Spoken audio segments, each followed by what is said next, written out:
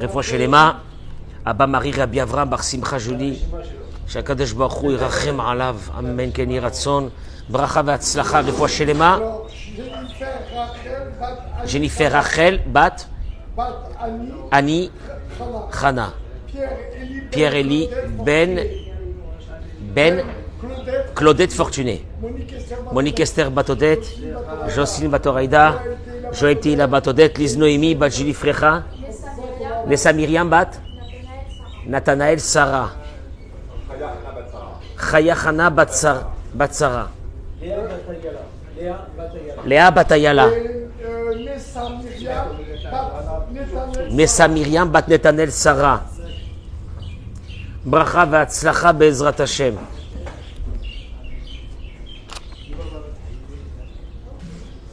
On attend que nos amis se connectent avec nous.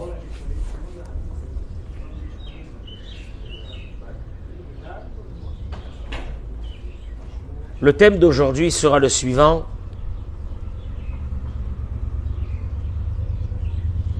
Raphaïm Vital rapporte de la part du Harizal que l'être humain, quand on parle d'un être humain, d'un homme, d'une femme, d'un adolescent, d'une adolescente, d'un enfant, il faut faire très attention à une chose. On ne parle pas du corps de la personne qui est l'enveloppe de la personne, mais on parle de l'âme de la personne. Une âme qui est une étincelle divine. Elle a besoin pour vivre d'une chose. Le kavod, le respect. Le respect. S'il y a une chose qui nous fait vivre, c'est pas le manger, c'est le respect. Le respect est la guérison de l'âme. Le manque de respect est la destruction d'une âme. Je le dis en préambule du cours d'aujourd'hui. Quand on a voulu détruire un peuple, on lui a d'abord enlevé son respect, sa dignité. Et après, on a fait de lui ce qu'on a voulu. Les derniers, ce sont les nazis, qui ont d'abord enlevé le respect du juif, et après ils l'ont amené tranquillement à sa perdition.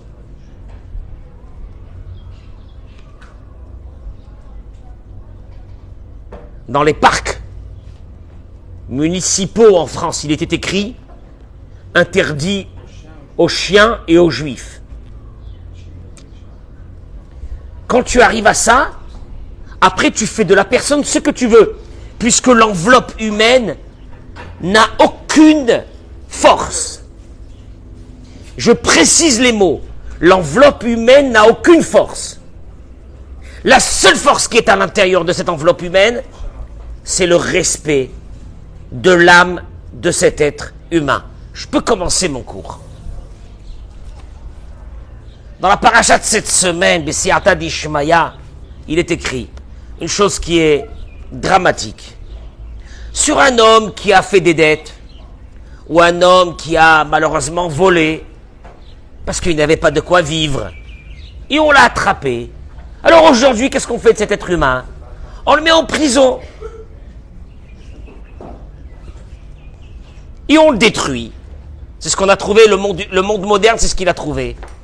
Si nous regardons la Torah dit que cette personne-là sera, entre guillemets, on va le voir tout de suite, vendue en serviteur. On va voir qu'est-ce que ça veut dire, vendu en serviteur. Bien sûr que de la vente, on récupérera cet argent, et cet argent permettra de payer les victimes de ce monsieur. Ouais, bien sûr. Mais la Torah ne va pas dans ça, surtout. Regardez qu'est-ce que la Torah parle. Parce que ce que je vais dire ce matin va déranger beaucoup d'hommes et de femmes, beaucoup de parents, beaucoup de couples. Ce cours devrait être écouté plusieurs fois pour être intégré, parce que ça peut être la guérison de beaucoup de familles. Beaucoup de familles trouveront la guérison à travers ça. Si moi aujourd'hui, je traite de personnes Eric, de corps. Il y a des corps. Aujourd'hui, il y a des corps d'êtres humains, des corps qui se traînent dans ce monde. Des corps. Pas des êtres humains, des corps. Parce que l'être humain, c'est pas un corps. L'être humain, c'est une âme. Et que tu vois que l'âme est malade. L'âme, elle est malade. Une âme qui est malade dans un corps humain, il reste que le corps. Ce corps est malade. Parce que l'âme, elle est malade. L'âme, elle est malade. Parce que l'âme n'a pas reçu le respect qu'elle avait besoin de recevoir pour permettre de vivre une vie normale. Une vie normale. On ne pourra jamais vivre sans respect. Si tu veux tuer quelqu'un, enlève-lui sans respect et il est mort. Il restera un corps humain, on appelle ça un zombie. Un zombie, il va se traîner sa vie entière. Dommage, parce qu'il avait des qualités humaines extraordinaires. Il aurait pu faire des beautés de choses dans ce monde. Il y a des milliards de personnes qui vivent dans le monde, la moitié, ils ont une vie parce qu'ils ont une âme, et l'autre moitié n'a plus d'âme. Ils sont déjà morts. Alors ils mangent, et ils dorment, et ils vont en vacances, et tout ce que tu veux, ils n'ont plus de vie. Parce qu'ils n'ont pas eu, ils n'ont pas ce respect qui va faire vivre l'âme, puisque l'âme, c'est le corps de l'être humain. L'âme, c'est le corps de l'être humain. Mais dans cette âme, si elle était solide, elle aurait pu faire sortir des beautés dans ce monde. Et elle va traverser sa vie et partir de ce monde sans avoir rien fait de sa vie. Parce qu'il lui a manqué une chose, cette neshama, cette âme. Mais cette âme, elle avait besoin d'une alimentation qui était, d'une vitamine qui était fondamentale pour faire son travail dans ce monde, c'est le respect. Elle n'a pas ce respect, il y aura un corps qui va aller à la plage, mais c'est un corps. Il n'y aura rien dans ce corps. La Torah nous dit, s'il t'est vendu ton frère juif, il te servira 6 ans. Et la 7e année, maximum combien de temps on le gardera? Ce monsieur qui a volé 6 ans. 7e année, qu'est-ce qu'il fera? Il sera, libre. Et quand tu le renverras de chez toi, tu ne le renverras pas les mains vides. Accordé, tu lui accorderas. Mitsoncha, de ton bétail. Migroncha, de ta grange. Mikvecha, de ton pressoir. Asher berachecha, Adonai Elohecha titenlo. De tout ce que Dieu t'a béni, tu lui donneras. Traduction des mots, il y a une mitzvah de ce qu'on appelle la anaka. Anaka qui veut dire quoi? Cet esclave, quand il partira les mains pleines. Et pendant 6 ans, il te servira parce que tu l'as acheté. Et que cet argent a servi à payer les victimes. Il ne partira pas comme ça. Je vais vous donner quelques indications. La Gemara dans Masechet Kiddushin Daf Kaf elle ramène. Il y a un verset dans la Torah qui dit Kitov lo imach. Il doit se sentir bien avec toi, cet esclave. Imach, avec toi. Kitov lo imach. Il sera bien avec toi. Bah, avec toi. Oui, il est avec moi. Je l'ai acheté. Qu'est-ce que ça veut dire avec toi? Imach bema'achal. Imach bemishte. Il sera avec toi dans ton alimentation, dans ta boisson. Que tu ne mangeras pas, toi, un morceau de pain blanc et lui un morceau de pain noir. Toi, tu bois un bon vin et lui un mauvais vin. Toi, tu dors, c'est les mots de la Gemara. Toi, tu dors sur un bon lit et lui il dort sur une paillasse. Mikanamru. De là, le Talmud conclut. Kolakone Eved. Tout celui qui achète un serviteur qui connaît Adon le Atzmo. Au fait, il s'est acheté un maître. Traduction des mots. Le Tosfot dans Masechet Kiddushin là-bas, sur place, il dit Kolakone Eved, tout celui qui achète un serviteur, il dit le Tosfot. On le ramène dans le Yerushalmi. Qui peut amim en lo Adon et la karechat. Il peut arriver des fois que le propriétaire n'a qu'une seule couverture, ou n'a qu'un seul oreiller. Im shochev alav eno mekayem kitov lo imach. Si le maître prend l'oreiller pour lui, il transgresse une mitzvah de la Torah, kitov lo imach. Il doit être bien avec toi. Imeno shochev egameno mosro zomida. No safalzot. À part ça, le Zohar. Pardon, à part ça, on ramène que dans la Torah, Lota avodbo avodat parech. Il y a eu dans la Torah plusieurs endroits des commandements sur ce monsieur.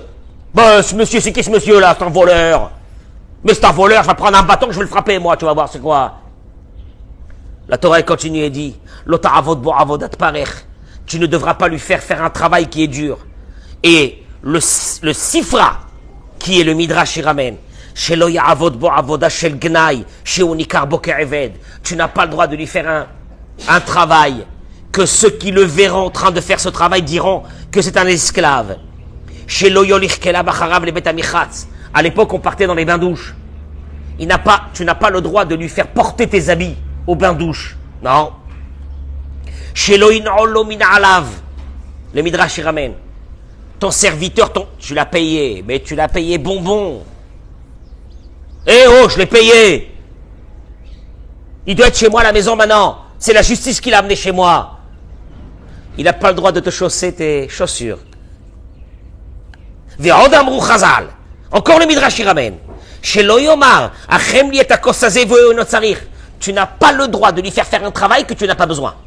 Admettons, tu lui as dit, fais-moi un café. Il t'a porté le café, mais tu n'as pas envie de le boire. Juste, tu as voulu le faire occuper. Tu n'as pas le droit. Ador tachata gefen achavo venotsarich. Tu n'as pas le droit de lui dire, tu fais ce travail jusqu'à que je revienne. Qu'est-ce que ça veut dire? C'est quoi ces mots?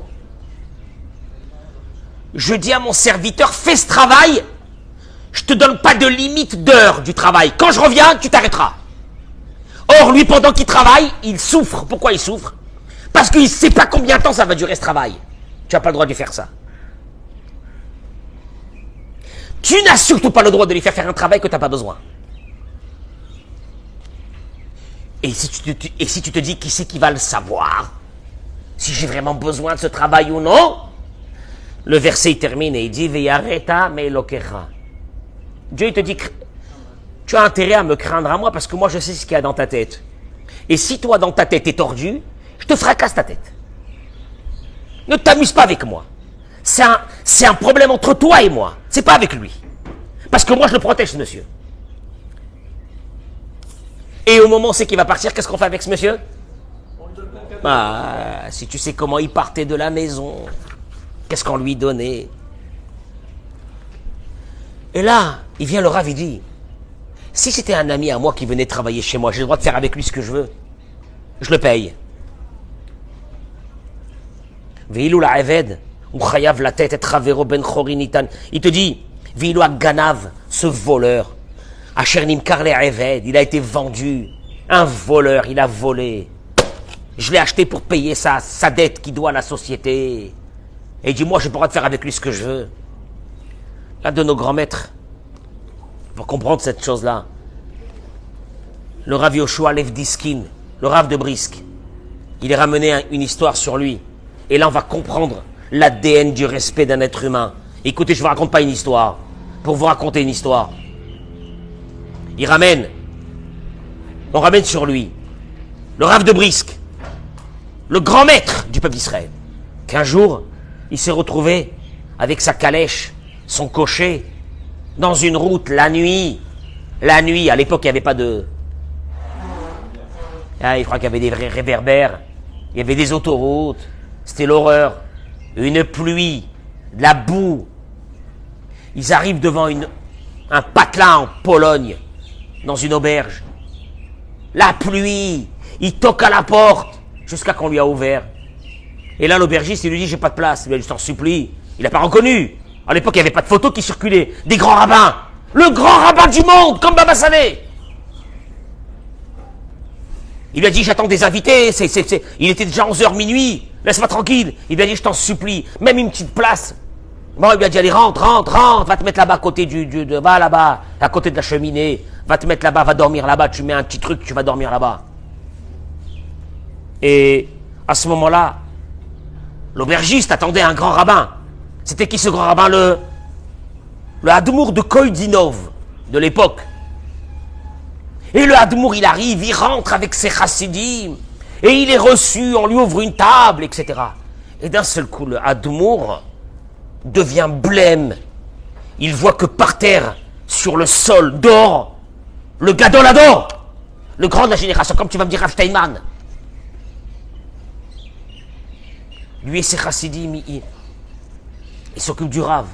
L'aubergiste, quand il a vu la catastrophe qu'il a fait, il est tombé par terre au pied du Rav, il lui a demandé pardon, qu'il n'avait pas su qui il était. Le Rav, il lui a dit, je te pardonnerai à une condition. C'est que tu viennes chez moi à la maison, dans 1-2 semaines, tu viens chez moi. Et c'est ce qu'il a fait, il est venu. Et pendant ces 2 semaines, c'est le Rav qui a servi, il a demandé que personne ne serve à ce monsieur. Les gens, ils ont cru que ce monsieur faisait partie des 36 tzadikim Nistarim, que c'est pas possible, que le Rav, il le sert, il lui donne à manger, etc.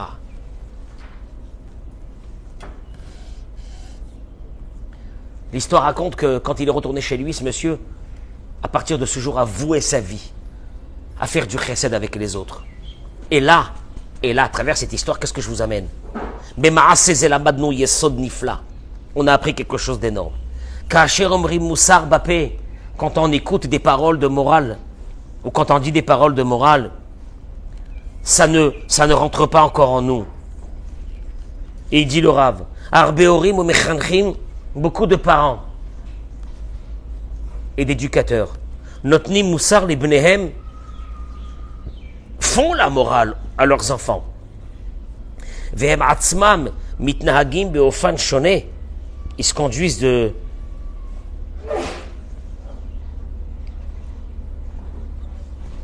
pas selon ce que eux ils parlent aux autres. Cette éducation ne marchera jamais. Il y a une seule éducation qui marche.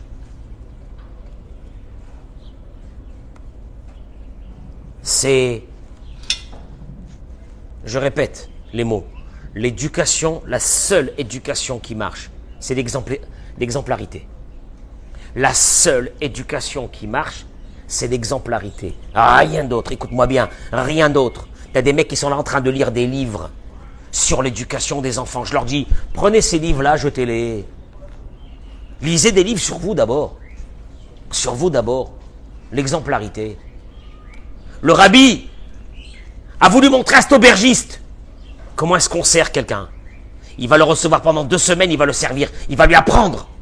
Il va pas lui parler, il va pas lui expliquer, il va pas argumenter. Il va pas passer des heures de discussion qui veulent rien dire. Il va lui montrer comment on fait. Le Rav, il termine et il dit, aujourd'hui, quand on trouve un voleur, on l'attrape, on le met en prison. Ça n'a servi à rien. Puisqu'en sortant de prison, ah ben là, il a passé son stage. Il est encore beaucoup plus perfectionné pour les prochaines fois. Torah Tenu Akdosha, Yarda, Lelamed et Aganav. Et là, il dit là, une chose. La Torah, elle est descendue à l'intérieur, à la profondeur de ce voleur. Pendant ces 6 ans, tu sais qu'est-ce qu'il voit, lui, ce monsieur? Pendant ces 6 ans, qu'est-ce qu'il voit? On l'aime, on le respecte. Il y a une éthique morale vis-à-vis de lui. On ne peut pas lui faire quelque chose qui va le faire souffrir. Avant qu'il s'en aille, qu'est-ce qu'on fait? On va lui donner, avant qu'il s'en aille, on va lui donner quoi? Des cadeaux. Il va repartir avec une chose. Tu sais c'est quoi? C'est-à-dire que ce voleur-là avait un problème avec lui-même d'abord, qui était qu'il n'avait pas d'âme. Son âme était malade. On va lui redonner une âme.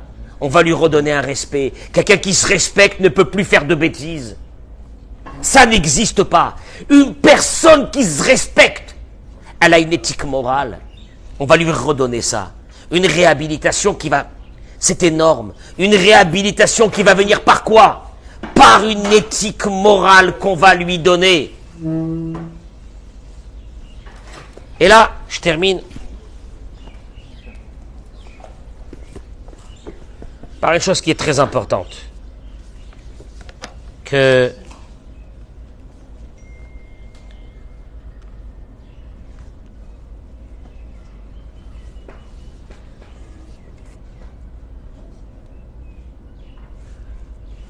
Il ramène ici le Rav Zamir Cohen dans son livre que dans les sondages qui ont été faits ces dernières années, la majeure partie des parents dans le monde ont des discussions avec leurs enfants à peu près 15 minutes par jour. Et il dit le Rav, ces 15 minutes, c'était il y a quelques années, et Samuel, il m'a regardé quand j'ai dit 15 minutes, il m'a regardé avec un regard dubitatif. Et que ça descend de plus en plus.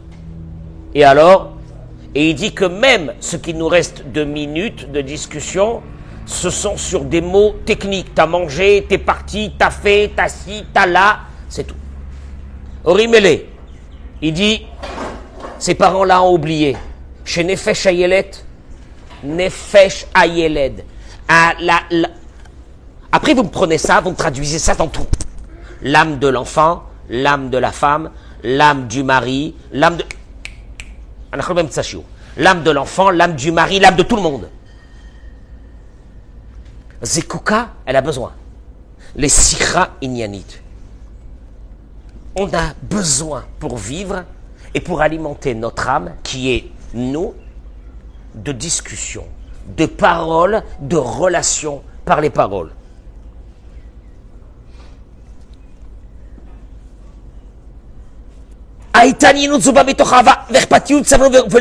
Il dit, et ça doit venir avec beaucoup de patience, de bonté, ces discussions-là. Et pas comme quelques mots pour se débarrasser. Il dit, les sens d'un enfant sont beaucoup plus développés ou d'un adolescent que ce que les parents pensent. Ou Chachetev, il sait dans la discussion, quand tu vas parler avec lui quelques minutes, avec tes yeux, avec ton corps, quand tu vas lui demander comment ça va, est-ce que c'est sincère ou non?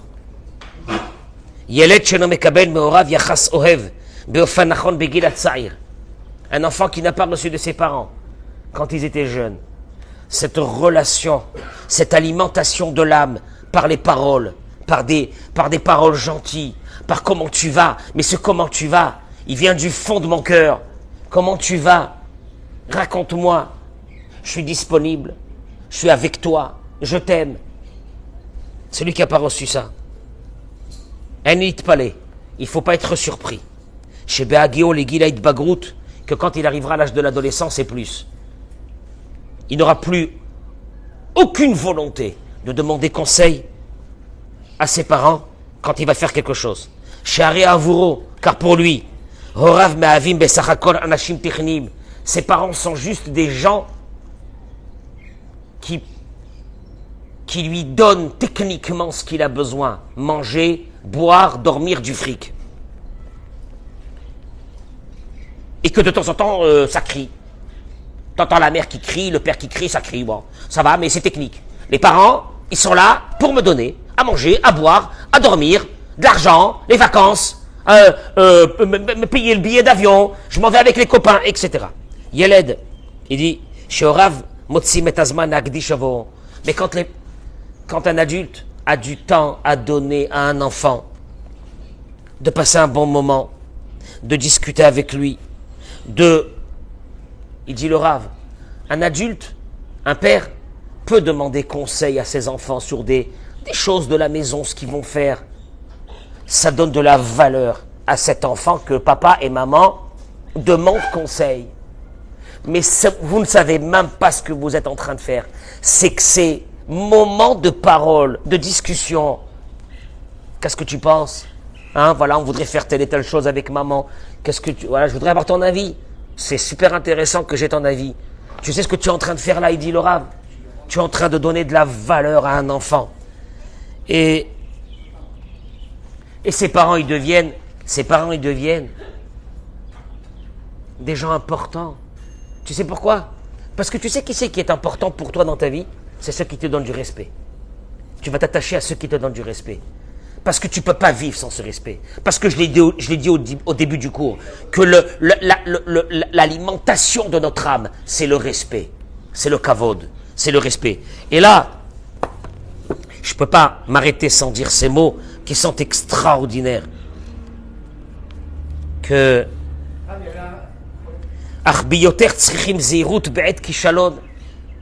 surtout au moment où l'enfant ou l'adolescent a eu un échec.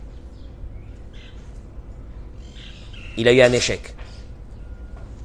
Avec tout ce que je fais pour toi, avec tout ce que je fais pour toi, regarde, qu'est-ce que c'est ça? Avec tout ce que je fais pour toi. Il dit, להגן על הילד ולעודד אותו ולבנות בו את הביטחון. C'est pas grave. Il dit, c'est le moment. C'est le moment. C'est le moment où tu vas faire entrer dans l'âme de cet enfant une pile atomique qui va faire de lui le meilleur du monde. Au moment de l'échec. Au moment de l'échec, je vais le fracasser. Au moment de l'échec. Au moment de l'échec. Tu sais pourquoi au moment de l'échec? Parce que c'est là que tu vas lui montrer que tu as toujours confiance en lui, même à travers un échec. Et qu'il est le meilleur, même à travers l'échec. Et qu'il va réussir plus tard sa vie, même à travers l'échec. C'est là le moment. Parce que l'enfant, quand il réussit et que tu le respectes, il a compris que ce respect venait à travers quoi? Ses résultats. Mais pas à travers ce qu'il était lui-même par rapport à toi. Par rapport à toi. Et ça, je le dis, même à une femme, avec son mari.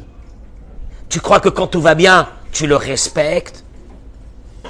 Pas du respect. C'est quand ça va pas que tu lui dis, tu es le meilleur. Et tu réussiras. Et j'ai confiance en toi. Et tu vas voir que tu vas réussir. Mais il termine et il dit la chose suivante. Nora ve'ayom.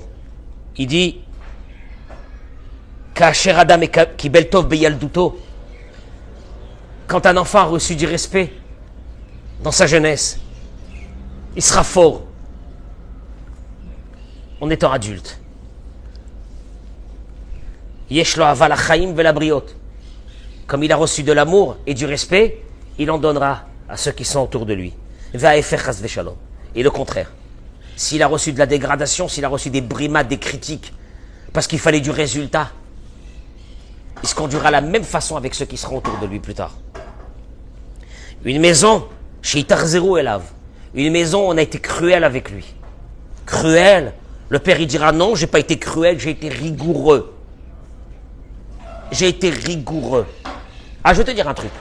Si cette rigueur a amené à un manque de respect, c'était de la cruauté. C'était pas de la rigueur.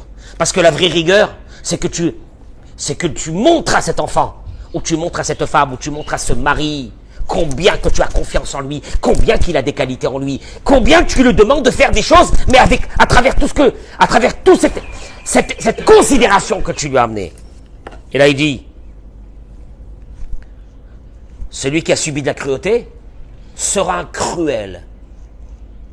Ad vitam aeternam avec tous ceux qui sont autour de lui. On a des générations de cruels. C'est pas de leur faute.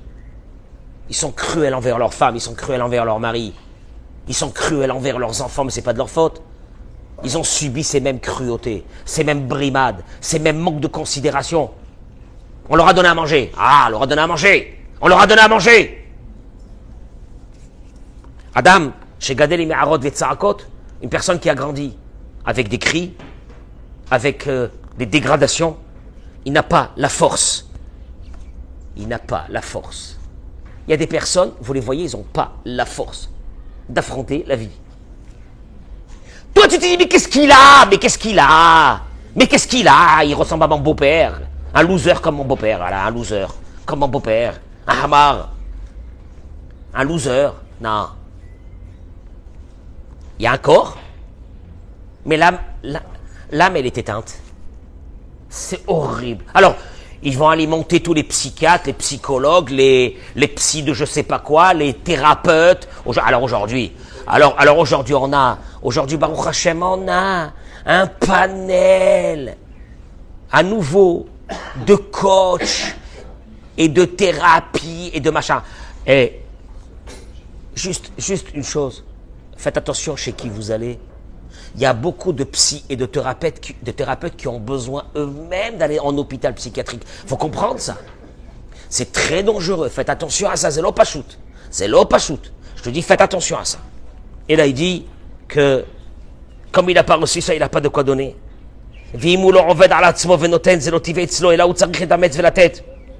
Adam chez Gadali Me'arot, Une personne qui a grandi avec des brimades, avec des manques de respect, elle n'a plus la force.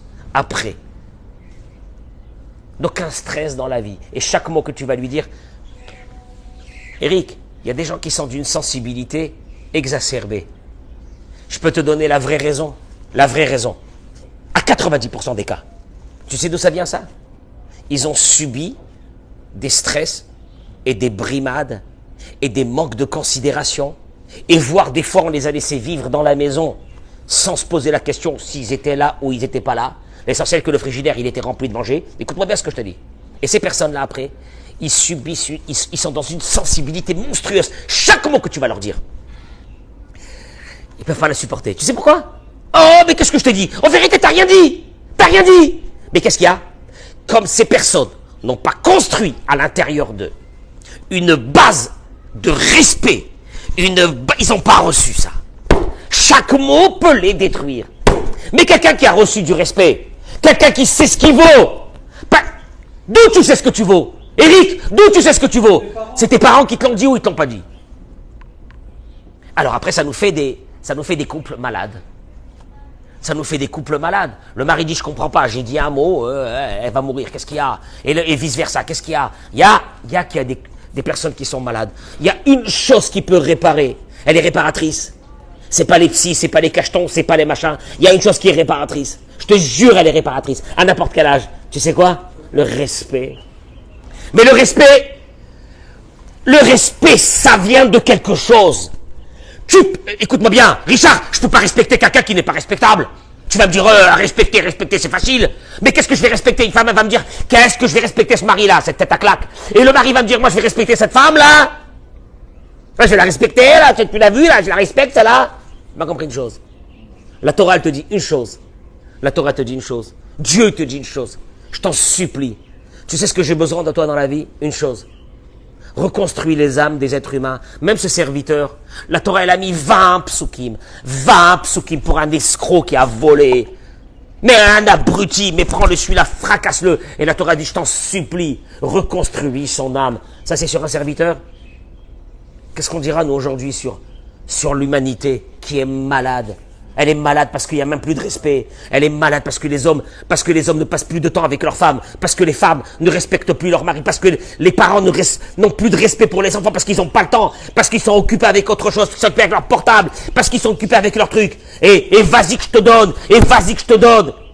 Et traduction des mots, ça nous fait sortir des corps. Aujourd'hui, on a une population dans le monde, c'est des corps. Il n'y a même pas d'âme. Alors oui, alors ces corps-là, à un moment donné, ils ont besoin de respect. Qu'est-ce qu'ils vont faire? Ils vont commencer à se filmer. Ils vont se filmer. Ils vont aller sur TikTok, ils vont aller sur Instagram. Ils vont mettre le manger qu'ils vont manger. C'est horrible. Le manger que tu vas manger, tu fais une photo. Le manger c'est honteux, le manger. Le manger, c'est honteux. Le manger, c'est l'alimentation du corps. Ça devrait... La preuve. La preuve, Richard, quand tu manges, tu n'aimes pas qu'on te regarde. Imagine-toi que pendant que tu manges, je me mets à côté de ta bouche. Pourquoi t'as honte? Pourquoi t'as honte? Allez, vas-y, regarde. Non, pourquoi tu as honte? Parce que l'âme de l'être humain sait que le manger, c'est juste l'enveloppe qu'il faut alimenter, c'est animal. Écoute-moi bien ce que je te dis. Et aujourd'hui, on filme ça. Puis après, on se filme en train de manger. Puis on se filme ça. Et puis on se filme dans des choses comme ça. Mais en vérité, qu'est-ce qu'on cherche? On cherche tous une chose. Être apprécié à notre juste valeur parce qu'on a une âme. Parce qu'on n'est pas des bêtes. Alors, on a perverti ça aujourd'hui par quoi? On va aller en salle de sport et puis on va faire comme ça. Et on va se filmer en train de faire comme ça, là. Des muscles. Les muscles, c'est quoi? Tu vas mourir comme tout le monde, tu seras un vieux un jour. Musclé ou pas musclé, tu seras un vieux. Un jour, en train de mourir. Ou bien, ces filles et ces femmes qui ont perdu complètement l'idée qu'ils avaient une âme et qui vont montrer quoi? Un corps. Un corps qui va se terminer lui aussi. T'inquiète pas. J'ai connu moi des jeunes filles et des jeunes femmes qui montraient leur corps. Aujourd'hui, elles ont 60 piges, 70 piges. Quelle déchéance, maman, quelle déchéance. Elles ont tout donné pour ce corps. Mais le corps, il partira. T'inquiète pas. Donc ça sert à rien. Elles n'ont même pas vécu. Ils ont vécu pour un corps.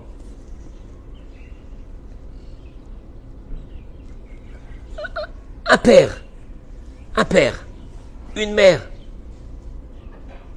sont là d'abord pour nous construire nos âmes. Combien que je dois rendre hommage à mon papa qui est dans une situation très très très difficile. Mais mon père a été pendant toute sa vie d'abord mon ami. Mon père c'est my friend. Mon père c'est mon ami, c'est mon copain. Mon père c'était mon confident tout le temps. Parce que mon père il m'a jamais jugé. Mon père il m'a toujours encouragé. Ma mère la même chose, jusqu'à 120 ans. Mon père et ma mère.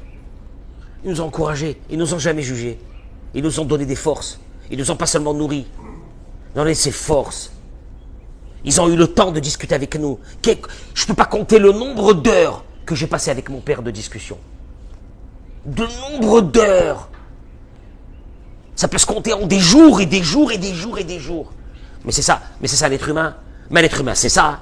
Un être humain, c'est que tu nourris l'âme ou tu nourris pas l'âme de ceux qui sont autour de toi. C'est tout. Après tout le reste, c'est rien du tout, tout le reste. Tout le reste, c'est le mensonge. On le sait, et vous le savez vous-même ici, que ce qui nous relie à nous tous, c'est quoi? C'est d'abord quoi? Le respect. C'est le respect, c'est l'amour, c'est l'attention qu'on donne à chacun. Je vous laisse réfléchir. Barachabat Slacha, Yom Tov, Amen, Keni Ratson, et Shabbat Shalom, Omevora. Partagez ce cours, s'il vous plaît, je vous en supplie, mais partagez-le. Bevakasha, Bevakasha.